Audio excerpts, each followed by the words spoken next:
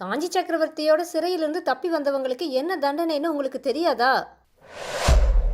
உங்களுக்கு எத்தனையோ விஷயங்கள் தெரிஞ்சிருக்குது, எனக்கு தான் எதுவுமே தெரியல. பரஞ்சோதி உங்களுக்கு கொடுக்க வேண்டிய குரு தட்சணை, புத்த சங்கிராமத்துக்கு அந்த ரகசியம் வந்திருக்குது. வாதாபி படைகள் காஞ்சிக்கு வரதுக்குள்ள இவன் போயிட்டு வந்தா நல்லது. நம்ம கொஞ்சம் பின்னாடி போய் சிவகாமி மனசோர்வோடு மான்குட்டியை அழைச்சிட்டு தாமரை குளத்தை நோக்கி போனதுக்கப்புறமா ஆயனர் வீட்டில் என்ன நடந்ததுங்கிறத கொஞ்சம் கவனிச்சு பார்க்கணும். தம்மோட அருமை மகளை பற்றி புத்த பிக்ஷு பேசுனது ஆயனருக்கு பிடிக்கல. அதனால் அவர் பிக்ஷு கூட பேசுகிறத நிறுத்திட்டு பரஞ்சோதியை பார்த்து, தம்பி, உனக்கு என்னால் ஆக வேண்டிய உதவி ஏதாச்சும் இருந்தால் சொல்லுன்னு சொன்னார். பரஞ்சோதி அதுக்கு, ஐயா, நாவுக்கரசர் மடத்தில் சேர்ந்து கல்வி பயிலுற நோக்கத்தோடு தான் நான் காஞ்சிக்கு வந்தேன். சிற்பக்கலையை கற்றுக்கொள்கிற விருப்பமும் எனக்கு இருக்குது. உங்களை பார்த்து உங்களுடைய கட்டளைப்படி நடந்துக்கணும் அப்படின்னு மாமா எனக்கு சொல்லி அனுப்புனார். ஓலையில் எல்லாத்தையும் விவரமாக எழுதியிருந்தாரு அப்படின்னு சொன்னான். ஓலை என்னத்துக்கு தம்பி? என்னோட அருமை சிநேகிதருக்காக நான் எதுவும் செய்ய கடமைப்பட்டிருக்கேன். நாவுக்கரசர் பெருமான் தற்சமயம் காஞ்சியில் இல்லை, ஸ்தல யாத்திரை போயிருக்காரு.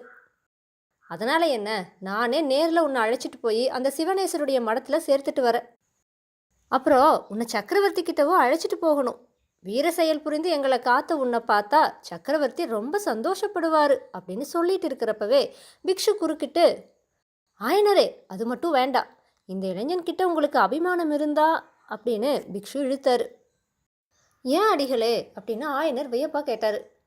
காஞ்சி சக்கரவர்த்தியோட சிறையிலிருந்து தப்பி வந்தவங்களுக்கு என்ன தண்டனைன்னு உங்களுக்கு தெரியாதா அப்படின்னு பிக்ஷு கேட்டார். ஏன் தெரியாது, மரண தண்டனை தான். அதெல்லாம் சரி, ஆனால் இந்த கேள்வியை எதுக்காக கேட்குறீங்கன்னு தான் தெரியலன்னு ஆயனர் சொன்னார். இவன் சக்கரவர்த்தி கிட்ட போனால் அந்த தண்டனைக்கு உள்ளாகும்படி நேரிடும் அப்படின்னு பிக்ஷு சொன்னார். சிவசிவா, இதென்ன சொல்கிறீங்க? இவன் சிறையில் இருந்தானா? எப்போ, எதுக்காகன்னு ஆயனர் கேட்டார். எதுக்காக நான் கேட்குறீங்க? உங்களை இவன் தப்பு வச்சானே, அந்த அன்னைக்கு ராத்திரி நேரத்தில் நகரத்தில் திக்கு திசை தெரியாமல் அலைஞ்சிட்டு இருந்தான். இவனை ஒற்றன்னு சந்தேகப்பட்டு நகர்காவலர்கள் சிறையில் அடைச்சிட்டாங்கன்னு பிக்ஷு சொன்னார். அடடா, அப்புறம்? அப்புறம் என்ன, அன்னைக்கு ராத்திரி இவன் சிறையிலிருந்து தப்பிச்சிட்டா. என்ன, எப்படி தப்பிச்சா? எப்படி தப்பிச்சா, கூற வழியாக வெளியே வந்துட்டான்னு பிக்ஷு சொன்னார். ஆயனர் அதிசயமாக பரஞ்சோதியை பார்த்துட்டே, ஆஹா, என் சிநேகிதரோட மருமகன் லேசுப்பட்டவன் இல்லை போல் இருக்கே, பெரிய கைக்காரனாக இருக்கானே. சரி, அதனால் பாதகம் இல்லை. அடிகளே, இவனை நானே சக்கரவர்த்தி கிட்ட அழைச்சிட்டு போய் இவனை மன்னிக்கும்படி கேட்டுக்கிறேன். இவன் எங்களை பெரிய விபத்துலேருந்து காப்பாற்றியவன்னு தெரிஞ்சா சக்கரவர்த்தி கட்டாயமாக மன்னிப்பாருன்னு ஆயனர் சொன்னார். உங்களுக்காக மன்னிச்சிடுவார், உண்மைதான். ஆனால் இவன் உடனே போர்க்களம் போகும்படி நேரிடும். பல்லவ ராஜ்யத்தில் எங்கே பார்த்தாலும் படை திருட்டுறாங்கன்னு தெரியுமோ இல்லையோன்னு பிக்ஷு கேட்டார். இதை கேட்ட ஆயனர் மௌனமாக யோசிக்க தொடங்கினார். அதை பார்த்த பிக்ஷு மறுபடியும் சொன்னார். ஒரு தாய்க்கு ஒரு பிள்ளையான இவனுக்கு போர்க்களத்தில் ஏதாச்சும் நேர்ந்துட்டா பாவம் இவனோட தாயார் உங்களை சபிச்சிடுவா. அது மட்டும் இல்லை ஆயனரே, உங்களோட தமக்கையை போல இன்னொரு பெண்ணும் கன்னிகையாக காலம் கழிக்க நேரிடும்னு சொன்னார். ஆயனருக்கு சுருக்குன்னு பட்டுச்சு. புத்த பிக்ஷு தன்னோட மகளைத்தான் அப்படி சொல்லறாருன்னு அவர் நினச்சாரு. ஒருவேளை அவரோட கூற்றில் ஏதாச்சும் உண்மை இருக்குமோ? சிவகாமி 3 நாளாக ஒரு விதமாக இருக்கிறதுக்கு காரணம் இந்த வாலிபன் மேலே அவளோட மனசு போயிருக்குமோ? அப்படி இருந்தால் ஒரு விதத்தில் நல்லது தானே. சிவகாமியை எப்படியோ கல்யாணம் செஞ்சு கொடுக்கத்தான் வேணும்னா தம்முடைய அருமை சிநேகிதருடைய மருமகனுக்கு கொடுத்து அவனை தம்முடைய சீடனாக்கிக்கிறது நல்லது தானே. இப்படியெல்லாம் சில வினாடி நேரத்துக்குள்ளே எண்ணியவரா ஆயனர் பரஞ்சோதியை கொஞ்சம் கவனமாக உத்து பார்த்தாரு. அவரோட எண்ணப்போக்கு அப்படியே தெரிஞ்சுக்கிட்ட புத்த பிக்ஷு, இல்லை ஆயனரே, நீங்கள் நினைக்கிறது மாதிரி நடக்கிறதுக்கு இல்லை. அவனோட மாமன் மக இவனுக்குன்னு பிறந்து வளர்ந்து திருவெண்காட்டில் காத்துட்டு இருக்கான்னு சொன்னார். இதை கேட்ட ஆயனர் புத்த பிக்ஷுவை நோக்கி, உனக்கு என்னுடைய எண்ணம் எப்படி தெரிஞ்சுது அப்படின்னு மறுபடியும் கேட்கிற பாவனையில் ஒரு தடவை பார்த்துட்டு மறுபடியும் பரஞ்சோதியை நோக்கி, அப்படியே தம்பி, என் சிநேகிதரோட பெண்ணை கட்டிக்க போறியா அப்படின்னு கேட்டார். பரஞ்சோதி கொஞ்சம் நாணத்தோடு, ஆமாங்க ஐயா அப்படின்னு சொன்னான். பிக்ஷு சொன்னார், நாவுக்கரசர் மடத்தில் இப்போ இவனை சேர்க்கிறதும் நல்லது கிடையாது. காஞ்சி கோட்டையை முற்றுகைக்கு ஆயத்தம் செஞ்சுட்டு இருக்காங்க. நாவுக்கரசர் இப்போதைக்கு மடத்துக்கு திரும்பி வரமாட்டார். அவரை சோழ நாட்டுக்கு ஸ்தல யாத்திரை போகும்படியா சக்கரவர்த்தியே சொல்லி அனுப்பிட்டாராம்னு சொன்னார். அடிகளே, உங்களுக்கு எத்தனையோ விஷயங்கள் தெரிஞ்சிருக்குது, எனக்கு தான் எதுவுமே தெரியலன்னு ஆயனர் அடங்காத ஆச்சரியத்தோடு சொன்னார். நீங்கள் இந்த காட்டுக்குள்ளே வந்து உட்காந்துட்டு இருக்கீங்க, அதனால தான் தெரியல. நானோ நாடெல்லாம் சுத்துற, அதனால தெரியுதுன்னு பிக்ஷு சொன்னார். ஆயனரும் யோசனை பண்ணி பார்த்துட்டு, தம்பி, இங்கே தான் இப்படியெல்லாம் குழப்பமா இருக்கே, உன்னோட விருப்பம்தான் என்னன்னு கேட்டார். ஐயா, கல்வி கற்றுக்கிட்டு திரும்பி வரேன்னு என் ஊரில் நான் சொல்லிட்டு வந்தேன். ஏதாச்சும் ஒரு கலையை பயிலாமல் திரும்பி போக எனக்கு விருப்பம் இல்லை. உங்ககிட்ட கல்வியும் சிற்பமும் பயில விருப்பப்படுற. கருணை கூர்ந்து என்ன உங்களுடைய சீடனை அங்கீகரிக்கணும்னு பரஞ்சோதி சொன்னான். பரஞ்சோதியோட பணிவான பேச்சு கேட்டு ஆயனர் பூரிச்சு போனவரா, அப்படியே ஆகட்டும், நீ இங்கேயே இருந்து என்கிட்ட சிற்பக்கலையை கற்றுக்கோன்னு சொன்னார். ஆசாரிய தட்சணை விஷயம் என்ன, அதை முன்னாலேயே வாங்கிக்கணும் ஆயனரே அப்படின்னு பிக்ஷு சொன்னதும் அவர் ஏதோ பரிகாசமாக தான் சொல்லணுதான் நினச்சி ஆயனர் சிரிச்சார். நான் வேடிக்கை பேசலை, உண்மையாத்தான் சொல்லற. பரஞ்சோதி உங்களுக்கு கொடுக்க வேண்டிய குரு தட்சணை அஜந்தா சித்திர ரகசியந்தா அப்படின்னு பிக்ஷு சொன்னாரோ இல்லையோ, ஆயனரோட முகத்தில் ஏற்பட்ட ஆவலையும் பரபரப்பையும் பார்க்கணுமே. அந்த க்ஷணத்தில் அவர் புதிய மனுஷராகவே மாறிட்டதா தோணுச்சு. அடிகளே, முன்னமே அதை பற்றி கேட்டேன், நீங்கள் தான் சொல்லலை. ஆனால் இந்த பிள்ளைக்கும் அஜந்தா சித்திர ரகசியத்துக்கும் என்ன சம்பந்தம்? இவனால் என்ன செய்ய முடியும்னு ஆயனர் கேட்டார். நாகார்ஜுன மலையில் இருக்கிற புத்த சங்கிராமத்துக்கு அந்த ரகசியம் வந்திருக்குது. அந்த இடத்துக்கு யாரையாச்சும் அனுப்பி வாங்கிட்டு வர சொல்லணும். உங்களோட புதிய சீடனை போல அந்த காரியத்துக்கு தகுதியான ஆளை பார்க்கவே முடியாதுன்னு புத்த பிக்ஷு சொன்னார். என்ன, நாகார்ஜுன மலையா? கிருஷ்ணா நதிக்கரையிலெல்லாம் இருக்கு. வழியில் எவ்வளவோ அபாயங்கள் ஏற்படுமேன்னு ஆயனர் கேட்டார். ஆமாம், ஆனால் அபாயங்களையெல்லாம் கடந்து போய் வரக்கூடிய வீரன்கிறதுனால தான் பரஞ்சோதியை சொன்னேன். இந்த பிள்ளை யானை மேலே வேலை எறிஞ்ச விதத்தை தான் கண்ணால் பார்த்தீரே அப்படின்னு பிக்ஷு சொன்னார். ஆனாலும் வெகு தூரத்தில் இருக்குதே, இவனால் கால்நடையாக போயிட்டு வர முடியுமான்னு ஆயனர் கேட்டார். முடியாதுதா, நல்ல குதிரையொன்னே இவனுக்கு வாங்கி தரணும்.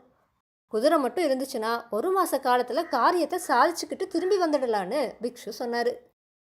ஆயனர் ரொம்ப ஆவலாக பரஞ்சோதியை பார்த்து, தம்பி, உன்னால் முடியுமா, நீ போயிட்டு வரையான்னு கேட்டார்.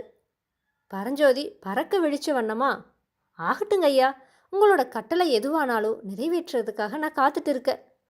ஆனால் எங்கே போகணும் எதுக்காகங்கிறது தான் எனக்கு எதுவுமே தெரியலையே அப்படின்னு சொன்னான். உண்மைதான், இவனுக்கு விவரம் தெரியாது இல்லையா, நீங்களே சொல்லுங்க சுவாமின்னு ஆயனர் பிக்ஷு கிட்ட சொன்னார். ஆயனர் இப்படி சொன்னதும் சன்னியாசி பரஞ்சோதியை பார்த்து சொன்னார். கேள் அப்பனே, வடக்க வெகு தூரத்தில் கோதாவரி நதிக்கும் அப்பால் அஜந்தாங்கிற மலை இருக்குது. வெகு காலத்துக்கு முன்னாடி அந்த மலையை குடைஞ்சு புத்த சைத்தியங்களை அமைச்சிருக்காங்க.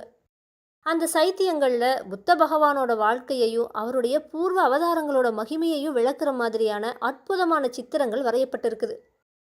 500 வருஷத்துக்கு முன்னால் வரைஞ்ச அந்த ஓவியங்கள் இன்னைக்கும் வர்ணம் அழியாமல் புதுசாக எழுதினது போலவே இருக்குது. அந்த அற்புத சித்திரங்களை எழுதின சித்திரக்கலை மேதாவிகளுடைய சந்ததிகள் இன்னமும் அங்கே இருக்கிறாங்க. அவங்க அஜந்தா குகையில் பழைய சித்திரங்களுக்கு பக்கத்தில் புது சித்திரங்களை வரைஞ்சிட்டு வராங்க. 1000 வருஷம் ஆனாலும் அழியாமல் இருக்கக்கூடிய வர்ண சேர்க்கையுடைய ரகசியம் அவங்களுக்கு தெரியும். அந்த ரகசியத்தை அறிந்து தமக்கு சொல்ல வேணும்னு ஆயனர் என்ன ரொம்ப நாளாக கேட்டுட்டு இருக்காரு. நானும் முயற்சி செஞ்சு வந்தேன்.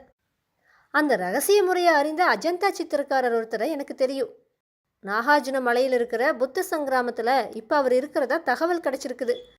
நீ போனேன்னா அந்த ரகசியத்தை அவர்கிட்ட இருந்து தெரிஞ்சிட்டு வந்துடலான்னு சொன்னார். பிக்ஷு இப்படி சொல்லி நிறுத்தினதும் ஆயனர் பரஞ்சோதியை பார்த்து, தம்பி, நீ போயிட்டு வரையா? போய் அந்த ரகசியத்தை கொண்டு வந்தேனா என் வாழ்க்கை மனோரதங்களில் ஒன்றை நிறைவேற்றியவனா அவ. ஆனால் உன்னை நான் வற்புறுத்தலைன்னு சொன்னார். பிக்ஷுவும் ஆயனரும் பேசி வந்தப்ப பரஞ்சோதியோட உள்ளத்தில் விதவிதமான கிளர்ச்சிகள் உண்டாகி மறைஞ்சு வந்துச்சு.